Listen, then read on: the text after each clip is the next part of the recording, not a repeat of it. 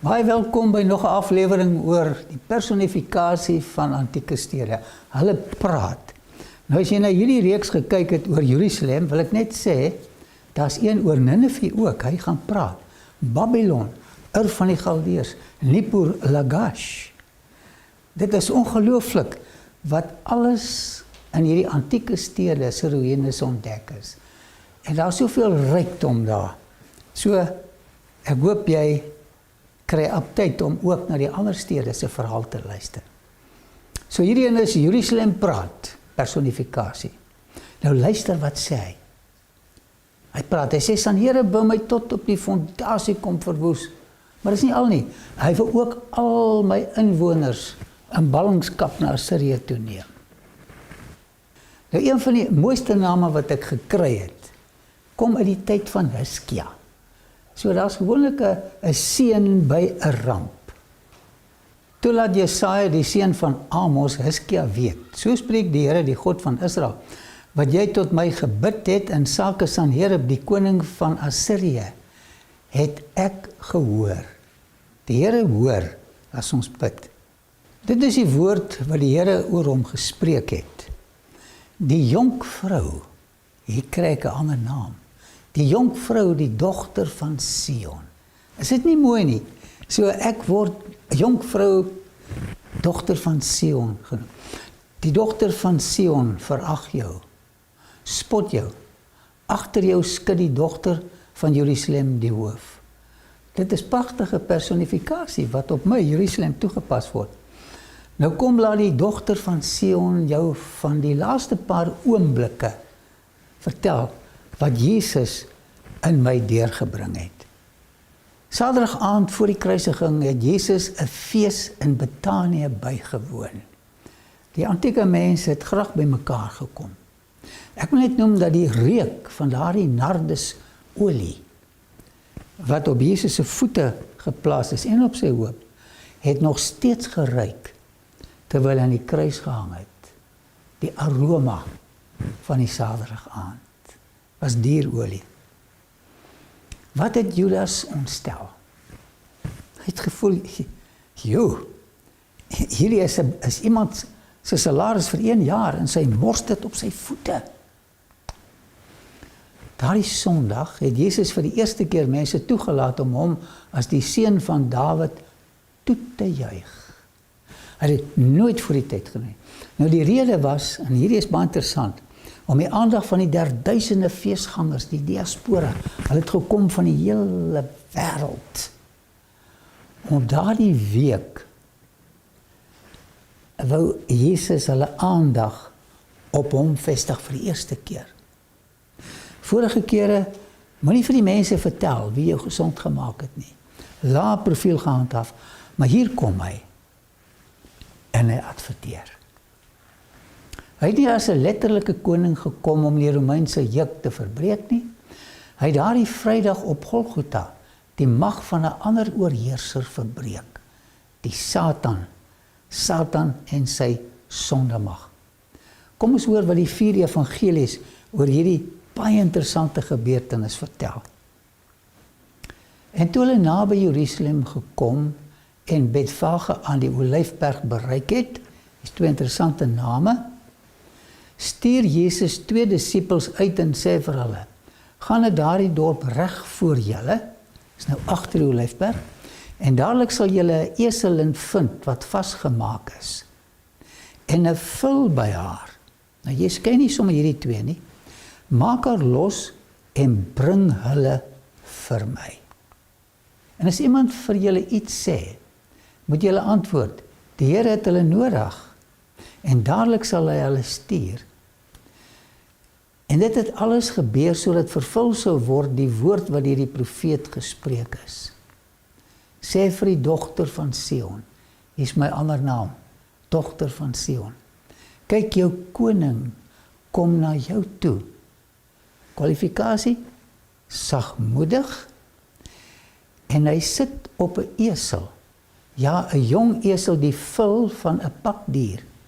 En die disippels het gegaan en gedoen soos Jesus hulle beveel het. Sien jy my personifikasie in hierdie teks? Dogter van Sion.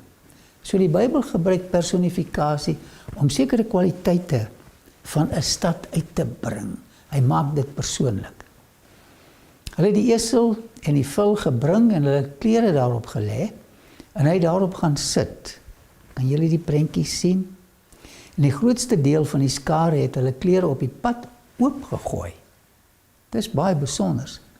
En die ander het takke van bome afgekap en op die pad gestrooi. Kan julle hierdie straat van klere en takke sien? Hierdie was die grootste vertoon van Jesus se koningskap in die hele Bybel. En die skare wat voorgeloop en die wat gevolg het uitgeroep en gesê, Hosanna. Wat dink jy beteken Hosanna? Hosanna vir die seun van Dawid. So hier's 'n koninklike konnotasie aan Hosanna. Geseënd is hy wat kom in die naam van die Here. Hosanna in die hoogste hemele. Nou kom ons hoor wat Markus oor hierdie grootse gebeurtenis skryf. Ons gaan na al 4 evangelies kyk. Hy sê, en toe hulle naby Jerusalem kom, by Betfage en Betanië, het jy nou weer 2 dorpies, aan die Olyfberg, stuur hy 2 van sy disippels uit. En sê vir hulle, gaan na daardie dorp reg voor julle, en dadelik as julle daar inkom, sal julle eselsvul vind, wat vasgemaak is, waar geen mens op gesit het nie. Maak hom los en bring hom. En as iemand vir julle sê, waarom doen julle dit? Moet julle antwoord, die Here het hom nodig. En dadelik sal hy hom hierheen stuur. En hulle het gegaan en die vul by die deur, buite op die straat, vasgemaak gevind en hom losgemaak. So hier kry ons so 'n bietjie meer inligting oor hierdie aksie. Hy het net 'n vraag. Wie is in hierdie teks die dienskneg en wie is die koning? Jesus praat anders te hier. Hierdie fyn nuances maak die Bybel so mooi. Daarop sê sommige van die wat daar staan vir hulle, wat maak julle dat julle die vul losmaak? Hulle antwoord hulle soos Jesus beveel het. Toe laat hulle begaan. En hulle het die vul na Jesus gebring en hulle klere daarop gelê en hy het op hom gaan sit. Interessant. Toe gooi baie mense hulle klere op die pad oop en ander kap takke van die bome af en strooi dit op die pad. En die wat voorgeloop het en die wat gevolg het uitgeroep en gesê, Hosanna!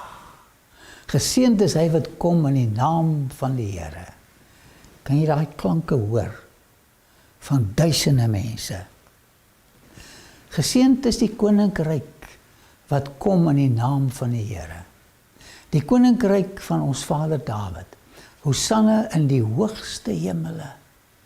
Die Hosannas is nie tot op die planeet beperk nie, tot in die hoogste hemele. En Jesus het in Jerusalem gekom en in die tempel. En nadat hy alles rondom bekyk het, en omdat dit al aand was, het hy met die 12 uitgegaan na Betanië. Nou kom ons hoor wat Dr. Lukas oor hierdie grootse gebeurtenis geskryf het. En toe hy naby Betfage en Betanië kom, by die berg wat die Olyfberg genoem word, hy skryf vir mense wat nie vertroud was met die ekologie van die land nie, het hy 2 van sy disippels uitgestuur en gesê, gaan in die dorp reg voor julle, dis nou Betfage, en as julle daar inkom, sal julle 'n eselvul vind wat vasgemaak is, waar geen mens ooit op gesit het nie. Maak hom los en bring hom. En as iemand julle vra, waarom maak julle hom los? Moet julle so vir hom sê, die Here het hom nodig. En die wat gestuur was, gaan toe en vind dit soos hy aan hulle gesê het. En terwyl hulle die vul losmaak, sê die eienaars aan hulle, waarom maak julle die vul los? En hulle antwoord, die Here het hom nodig. So, hier kry ons onderdaan koning situasie. Toe bring hulle hom na Jesus toe, En hulle lê hulle klere op die vul en laat Jesus daarop sit. En terwyl hy voortgaan, gooi hulle klere oop op die pad. Kan julle dit sien? Daar's duisende mense. Hy loop op klere van die begin tot die einde. En toe hy al naby die afterrande van die Olyfberg kom, begin die hele menigte disippels God met blydskap te prys met 'n groot stem oor al die kragtige dade wat hulle gesien het. Terwyl hulle sê, geseënd is die koning wat kom in die naam van die Here. Jesus is die nuwe koning. Vrede in die hemel en heerlikheid in die hoogste hemele. So hierdie gebeurtenis is gekoppel aan die hemel ook, nie net die aarde nie. En sommige van die fariseërs uit die skare sê vir hom, meester, bestraf die disippels. En hy antwoord en sê vir hulle, ek sê vir julle, as hulle swyg, sal die klippe uitroep. En toe hy naby kom en die stad sien, hier's 'n stukkie drama, het hy daaroor geween en gesê, as jy tog maar geweet het, ja ook in hierdie dag van jou, die dinge wat tot jou vrede dien, en dan die tragiese woorde, met 'n pragtige pathos, maar nou is dit vir jou oë bedek. Waarom huil Jesus so hartstogtelik? Want daar sal daaroor jou kom, dat jou vyande 'n skans rondom jou sal opwerp, en jou omsingel, en jou van alle kante insluit. Terwyl Jesus daar sit op die donkie, op die kruin van die berg, sien hy die verskriklike ramp wat in die jaar 70 in die stad afgespeel het. En hulle sal jou en jou kinders in jou teen die grond verpletter. Hy sien nou ou kindertjies wat doodgeslaat word deur die Romeine, vat die kind aan sy voetjies, so slaat hom dood. En hulle sal in jou nie een klip op die ander laat bly nie. Hy pragtige tempel, jare gevat om te bou. Omdat jy die gunstige tyd, toe God jou besoek het, nie opgemerk het nie. En Jesus huil hartstogtelik. Hy huil oor jou en my as ons 'n verkeerde pad loop. Kom ons hoor wat Johannes oor hierdie grootse gebeurtenis skryf. En hy sê, die volgende dag het 'n groot menigte feesgangers, dis duisende, toe hulle hoor dat Jesus na Jerusalem kom, palmtakke geneem en uitgegaan hom tegemoet en geroep, Hosanna, Hosanna, Hosanna. Geseënd is hy wat kom in die naam van die Here, die koning van Israel. Nou, hoe het hulle van sy koms gehoor? Want ons kyk hier na duisende Hosannas wat uitgeroep word. Hoe dit gebeur? Niks is toevallig nie. En Jesus het 'n jong esel gevind en daarop gaan sit. Soos geskrywe is, moenie vrees nie, dogter van Sion, personifikasie. Kyk, jou koning kom, en hy sit op die vul van 'n esel. Nou, toe ons klein was, het die wêreld so 'n bietjie anders te gelyk. In Heidelberg waar ek groot geword het, was daar koeikampe. Maar in die koeikampe was daar donkies. Jy kan nie op 'n donkie klim, wat nie ingebreek is nie. Hy gooi vir jou af. Ek het baie geval, en baie geleer. So, hier het ons klaar 'n wonderwerk. Hy sit op die vul van 'n esel. Dit was algemene kennis. En daai esel luister na die een wat hom gemaak het. En hy stil. Dit is sy disippels egter eers nie verstaan nie. Verstaan nie mooi. Maar nadat Jesus verheerlik is, kyk, ons verstaan nie alles dadelik nie. Maar nadat Jesus verheerlik is, toe het hulle bygeval, dat hierdie dinge van hom geskrywe was, en dat hulle dit aan hom gedoen het. En die skare wat by hom was, toe hy Lazarus uit die graf geroep het, en hom uit die dode opgewek het daarvan getuig. Daarom het die skare hom ook tegemoet gegaan, omdat hulle gehoor het dat hy hierdie teken gedoen het. So Lazarus se opwekking was voorbladnuus. En as hy destyds selfone gewees het almal van hierdie ding gehoor. Op 'n manier het almal daarvan gehoor. Die duisende Jode van die diaspora het daarvan gehoor. Niemand was in die duister nie. En die Fariseërs het vir mekaar gesê, sien julle dat julle niks vorder nie?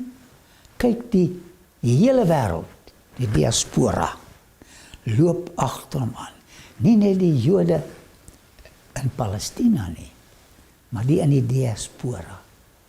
Hierdie was 'n grootse veldtog. Verheug jou grootliks, o dogter van Sion. Juig, o dogter van Jerusalem. Kyk, kyk, kyk. Jou koning kom na jou. Regverdig en oorwinnaar is hy. Nederig en hy ry op 'n esel, op 'n jong esel, die vul van 'n eselin. Daai vulletjies laat dit nie toe nie. Maar die Skepper het hom beheer. Toe Jesus daardie Sondagoggend in Betanië wakker word by Lazarus, Martha en Maria, het hy presies geweet dat daardie dag alles profeties voorspel is, eeue voor die tyd. En Jesus het niks gedoen tensy dit nie profeties voorspel is nie. Hy het ook elke dag vir sy Vader gevra, wat moet ek doen? Die Vader het van planne gemaak. Hier is 'n groot oomblik in 'n klein dorpie Betanië, waar hy geslaap het, waar Lazarus uit die graf uit opgewek is. Hier is 'n plek in die noorde van Israel, net bo kan die see van Galilea, Bethsaida, waar Jesus ruk van tevore deur die mense gekroon sou word. Hulle wou hom kroon. Hey, as jy doodgaan, wek jy op. As daar nie kos is nie, maak hy kos. As iemand in die oorlog sterf, of wonde opdoen, hy maak hulle net so reg. Jesus wat deur sy hele bediening koninklike eer geweier het, soos hy by Bethsaida, was nou op pad om die erfgenaam van Dawid se troon te word. Dit was 'n baie groot oomblik. 'n Skare mense wat na Betanië gestroom het om Jesus te sien, wat 'n rukkie van tevore vir Lazarus uit die graf geroep het deel van daardie dag se gebeure geword. Maar dit is nie al nie. Baie mense wat na die komende Paasfees op pad was, het by hierdie skare en by Jesus aangesluit. Hulle kry die nuus. Kan jy jouself in hierdie historiese oomblik indink? Al wat 'n Jood was daar, die diaspora se duisende, die inwoners se duisende, die land se duisende. Daardie ou dorpie het nog nooit in sy bestaan soveel mense bymekaar gesien nie. Behalwe vir die lente wat mense met reuk, skoonheid en energie gevul het 'n ander lente in hulle harte begin te ontwaak. 'n Nuwe geestelike lente het in die verwagtende harte van die skare ontspring. Die lang verwagte hoop op 'n nuwe koninkryk stiewe op in hulle gemoedere. Wat het op hierdie oomblik ontbreek voor hy die profesie in vervulling kon gaan? Hoe sou Jesus te werk gaan om 'n esel en 'n vulletjie in die hande te kry? Met sy nuwe status as koning vra hy nie meer nie. Hy's 'n koning wat gebied. Hy speel die rol van die koning, die grootste koning ooit. By Jesus se geboorte was hy op gasvryheid van vreemdes aangewese. Sies tog. Die stal waarin hy gebore is, was geleen, en alhoewel hy die vee op duisende heuwels besit, was hy van 'n vreemdeling vir sy vervoer afhanklik om soos 'n koning in Jerusalem in te ry. Die profesie het gesê dit gaan gebeur, hy het nie 'n esel nie, nie 'n donkie nie. Gebruik iemand anders as 'n donkie. En toe hy naby Betfage en Betanië kom, by die berg wat die Olyfberg genoem word, dis nou aan die agterkant van die Olyfberg as jy in Jerusalem staan, het hy 2 van sy disippels uitgestuur en gesê, gaan in die dorp reg voor julle, Betfage. En as julle daar inkom, sal julle 'n eselsvul vind, wat vasgemaak is, waar geen mens ooit op gesit het nie. Kort beklemtoon hulle hierdie ding, want hier is 'n wonderwerk. Maak hom los en bring hom. En as iemand julle vra, waarom maak julle hom los? Moet julle so vir hom sê, die Here het hom nodig, en die wat gestuur was, gaan toe en vind dit soos hy aan hulle gesê het. En terwyl hulle die vul losmaak, sê die eienaars aan hulle, waarom maak julle die vul los? Kyk, hulle was die eienaars. Hey, waarom, wat gaan jy aan? En hulle antwoord, die Here het hom nodig. Hulle is stoepstil. Toe bring hulle hom na Jesus toe, en hulle lê hulle klere op die vul en laat Jesus daarop sit. Wie is die onderdaan? Wie is die koning in hierdie teks? Hierdie pragtige nuances vind 'n mens as jy stadig peinsend lees en vir jouself 'n paar vrae afvra. En terwyl hy voortgaan, gooi hulle klere oop op die pad. Nou dis baie interessant. Terwyl hy die esel losmaak, wat in die binnehof van hierdie Joodse huis vasgemaak was, wil die eienaars weet, waarom hulle dit doen? En al wat hulle antwoord is, die Here het hom nodig. Hy is die eienaar. Is daar iets wat jy besit wat die Here nodig het? Kan jy sien hoe die opgewonde disippels die esel na Jesus en die groot skare mense bring?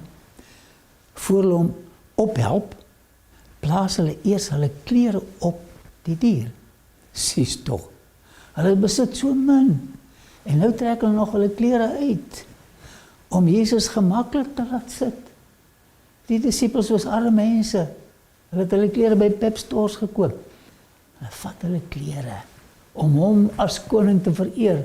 Dis al wat hulle gehad het, om daai dag aan hom te gee. Jesus het 'n esel gekies, waarop niemand van tevore opgery het nie. Dit is ook 'n wonderwerk, want hierdie diere moet eers ingebreek word, soos ek gesê het. Dit was vir die disippels vreemd, dat Jesus, wat deur die hele bediening te voet gestap het, nou ewe skielik op 'n esel wil ry. Eers later het hulle 'n bietjie insig gekry. Maar wag so 'n bietjie. Hoop ontvlam in hulle harte by die gedagte dat Jesus homself as koning in Jerusalem gaan uitroep. En nou koninklike krag begin uitoefen. Hoor jy so, en hulle gaan in daai kabinet dien. Hulle is baie opgewonde, maar hulle verstaan nog nie mooi nie. Toe hulle op pad was om die esel te gaan, na die esel toe te gaan, en toe hulle terugkom, het hulle almal langs die pad, almal wat leef en beef, van die grootste gebeurtenis vertel. Ons meester gaan die koning word vandag. Dit sprei soos 'n veldbrand in Jerusalem en in die omgewing. Die messiaanse verwagting het die hoogste piek nou bereik. Vir jare het hulle gewag vir die Messias om te kom.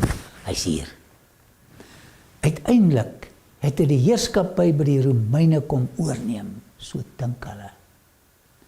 Presies soos die konings voor hom, het Jesus ook op 'n donkie die stad binne gery.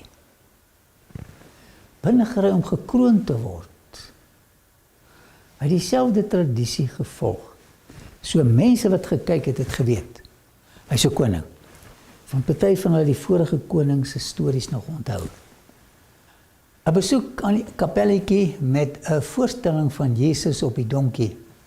En as jy so 'n bietjie op die internet aangaan, mense beleef daardie Sondagse gebeure nog steeds, veral in die Paasfeestyd, kom hulle na hierdie kapelletjie toe en dan sien hulle hierdie voorstelling van Jesus op die donkie in die binnekant. En dan begin hulle van onder van Betfage op te stap. So Jesus het sy intog in Jerusalem agter die Olyfberg begin.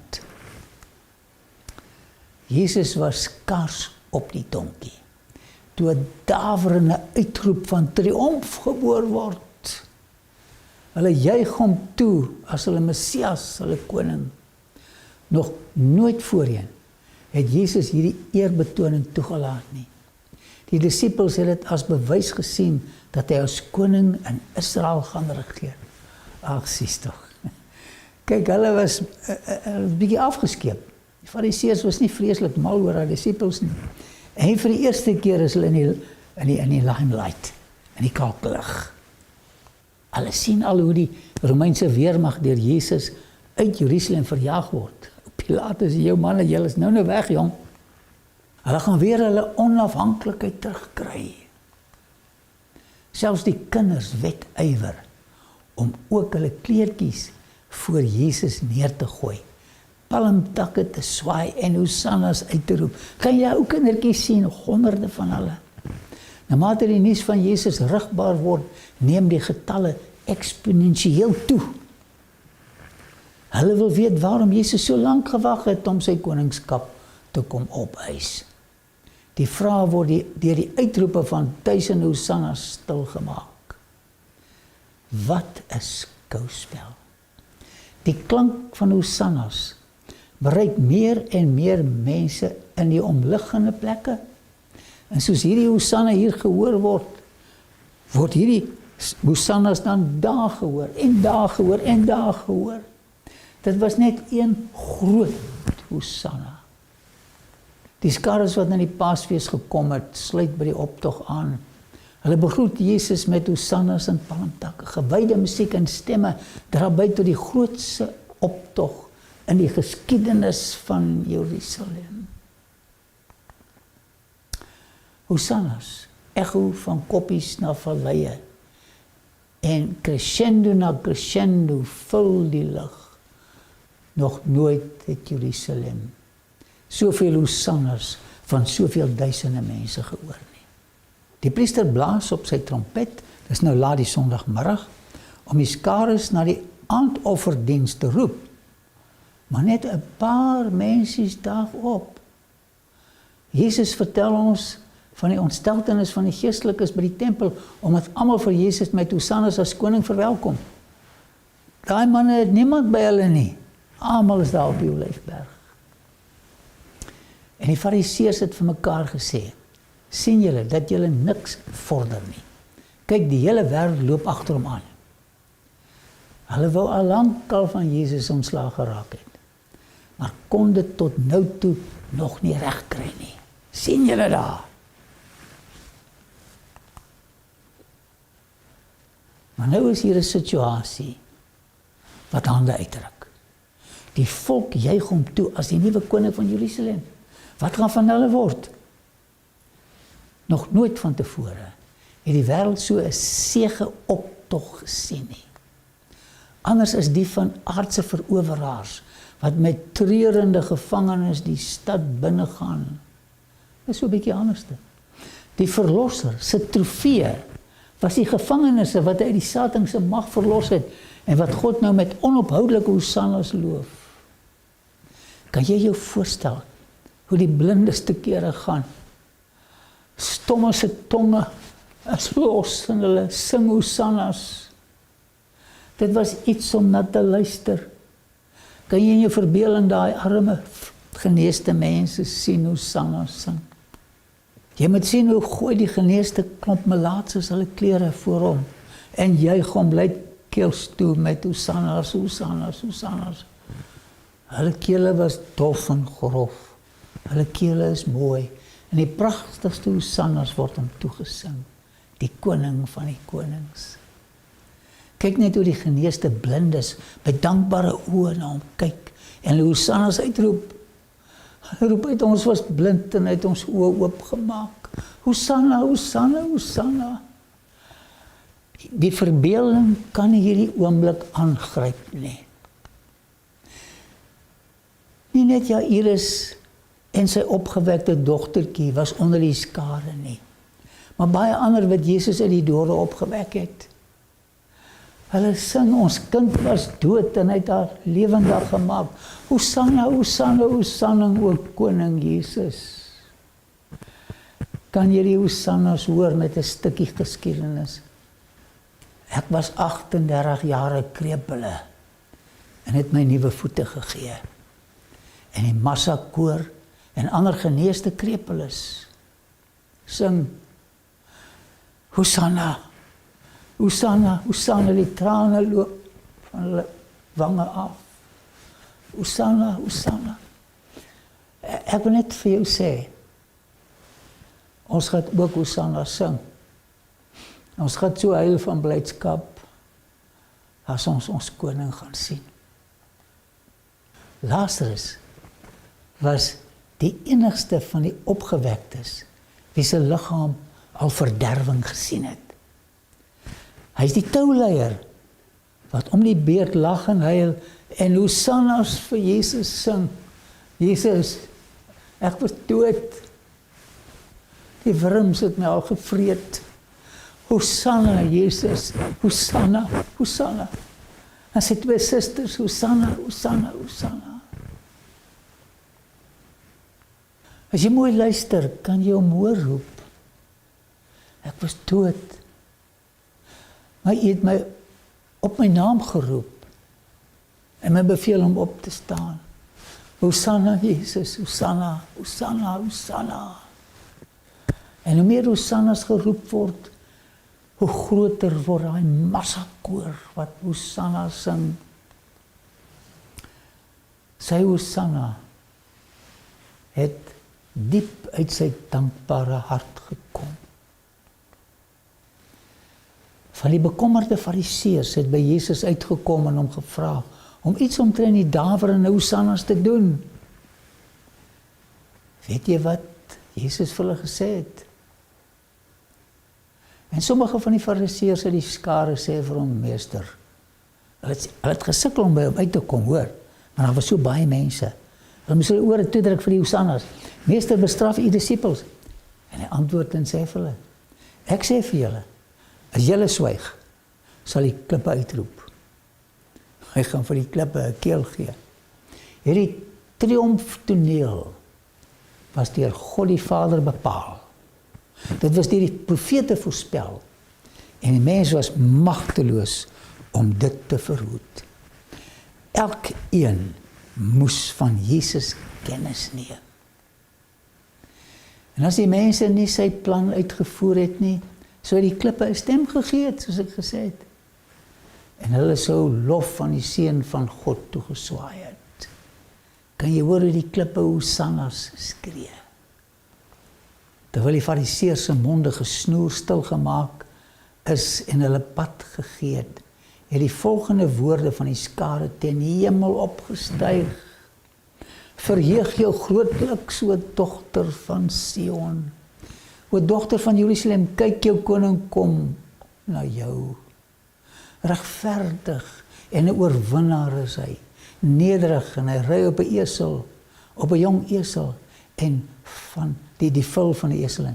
Hierdie mense het hulle tekste gememoriseer oor die komende Messias, soos Jesaja voorspel het. En hier sing hulle die profesie. Kan jy indink om daar naby te kon gewees het om net te luister? Hulle het in stemme gesing. Dit was so mooi. Hierdie triomfantelike koninklike gebeurtenis was die grootste advertensieveldtog in die geskiedenis van Israel. Wat wou hy bemark? Sy eintlike kroningsplegtigheid was op 'n houttroon, vol van sy eie bloed. Hy het die vyand kom verslaan wat ons geluk en vrede kom steel het. Hy is op 'n kruis gekroon om oorwinning oor ons pyn, eensaamheid siekte en dood te kom vier. So het hy gelyk. Tydens hierdie kroningsplegtigheid het hy 'n geskenk van vergifnis vir die ganse mense kom uitdeel. En as jy nog nie daardie geskenk van vergifnis vir jou sondes kom afhaal het nie, wil ek net noem dat jou geskenk vir jou wag. Dit is baie groot en dit is sielsbevredigend groot om skielik sonder 'n skuldgevoel te sit. Dit is wat hy op die Golgotha kruis vir ons gegee het. Wat Jesus daardie sonde gedoen het, was nie net vir die duisende feesgangers nie. Hy het dit vir jou en vir my kom doen. Binnekort gaan ons aan 'n ander prosesie deelneem. Wanneer Jesus kom, gaan hy ons krepeles, krankes, blindes, lammes na 'n ander Jerusalem neem. Genees. Ek en jy gaan hom op pad daarheen loof, omdat hy ons na 'n land sonder pyn, trane en dood gaan vat. Ek wil in daardie optog saam met miljoene gelukkige mense hosannas gaan sing. Wil jy nie saam met my sy naam vir sy groot verlossing gaan loof nie? Hosanna, Hosanna, Hosanna. Volgende keer gaan ons hoor wat gebeur het toe daardie groot skare vanaf Betfage na die kruin van die Olyfberg gestap het. Wat toe gebeur het? Liefdevolle Vader, ek hoor daardie stemme van mense wat blind was, wat lam was, wat dood was, wat Hosanna sing. En dankie dat ons as sondaars binnekort ook gaan Hosanna sing. Wanneer ons na daai ander Jerusalem gaan opvaar en ons palmtakke en ons klere op sy pad gaan gooi. Red ons groot sondaars vir daai dag in Jesus naam. Amen. Baie dankie dat jy na die aanbieding gekyk het. Ons waardeer dit. Klik hier om in te teken op ons kanaal. Dan kan jy op die klokkie klik en kennisgewing kry van toekomstige gebeurtenisse. En klik hier om na die volgende aanbieding te kyk. Ek wil julle baie graag weer sien. Totsiens.